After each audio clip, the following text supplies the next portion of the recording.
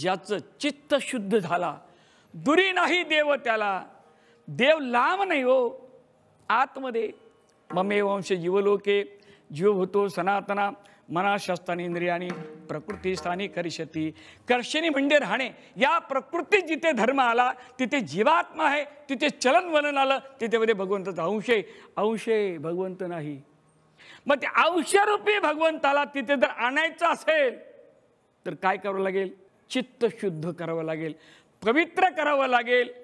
त्यासाठी कसं वागावं लागेल? अभंगाचं तिसरं चरण. हित ते करावे देवाचे चिंतन, हित ते करावे देवाचे चिंतन, हित ते करावे देवाचे चिंतन, हित ते करावे देवाचे चिंतन, हित ते करावे देवाचे चिंतन, हित ते करावे देवाचे चिंतन, हित ते करावे देवाचे चिंतन, हित ते करावे देवाचे चिंतन. करुणिया मन शुद्ध भावे, करुणिया मन शुद्ध भावे, करुणिया मन शुद्ध भावे, करुणिया मन शुद्ध भावे. सकळांच्या पाया माझे दंडवत, सकळांच्या पाया माझे दंडवत, सकळांच्या पाया माझे दंडवत, सकळांच्या पाया माझे दंडवत. शब्द आलाय तिसऱ्या चरणामध्ये हित. हित म्हणजे फायदा. माणसाला व्यवहारातलं हित लगेच कळतं माऊली. उदाहरण सांगू का? हित म्हणजे फायदा. समजा वडील वारले, जर वडील वारल्यानंतर मुलगा लगेच आपले एखादे काही इस्टेट असेल किंवा घर असेल तर नावावर करायचा, हित आहे का त्याच्यामध्ये? फायदा आहे का नाही माऊली? महाराज म्हणतात ते हित काय मगाशी म्हणालो कुणी करू शकतो. शेजारी करेल, पत्नी करेल, मावशी करेल, काकी करेल. आपल्या काही म्हणी आहेत बघा, माय मरो आणि मावशी. कारण ती मावशी काय करते? आईची माया देते ना, देईल ना, देते की नाही? देते. मग हे जरी असं असलं तर तो हित आहे, तो व्यवहारातला हित आहे.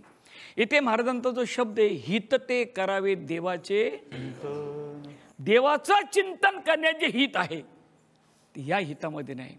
काय देवाच्या चिंतनामध्ये हित आहे? चिंतने, चिंतने तद्रुपता.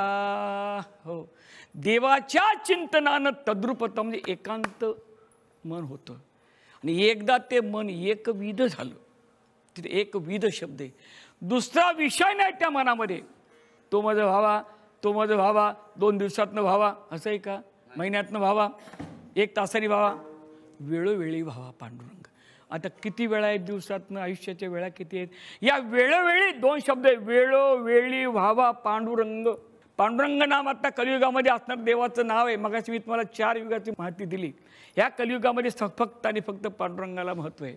पांडुरंगाला दर्शन घेऊन फूल वाहिलं, केशव प्रतिगच्छती. ते फूल तिकडे जाऊन मिळतं बाबा. कुठे?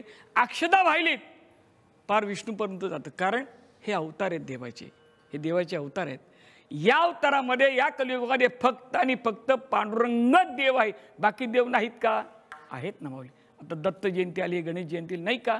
आहेत ना.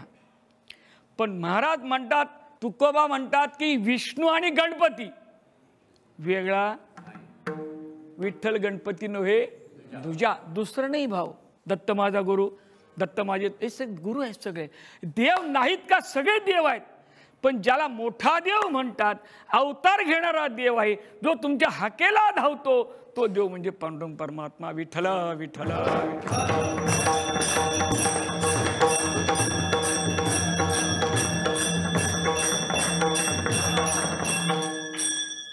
व्यवहारातलं हित कसंही साधता येतं.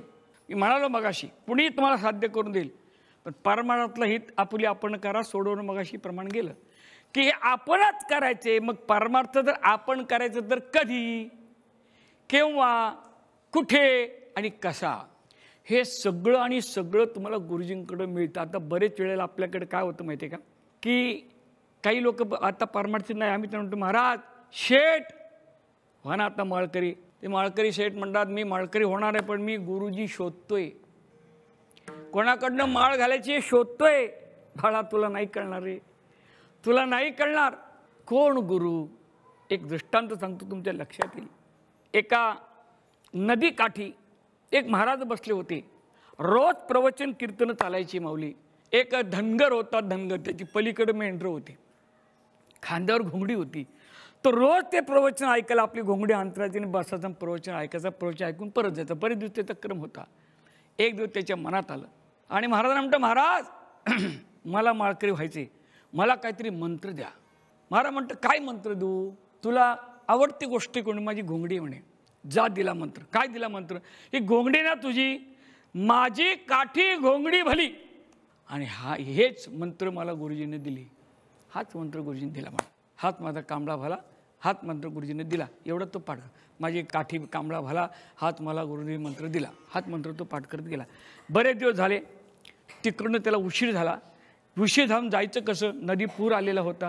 पण त्यांनी काय केलं, आपले ते कांबळा होता, घोंगडी होती, त्याची नदीवर पाण्यावर ठेवली आणि पाण्यावर बसला. तो म्हणतो गुरुजी मला मंत्र दिला. आणि गुरुजी मंत्र म्हणाले या मंत्राचा जर ध्यास घेतला तर तुला भवसागर तरून जाता येईल. आता भवसागर जर तरून जाता येतं, भवसागर म्हणजे कळलं का, जन्म मृत्यू रूपी तरून जाता येतं. अरे इथं साधी नदी आहे, का जाणार नाही.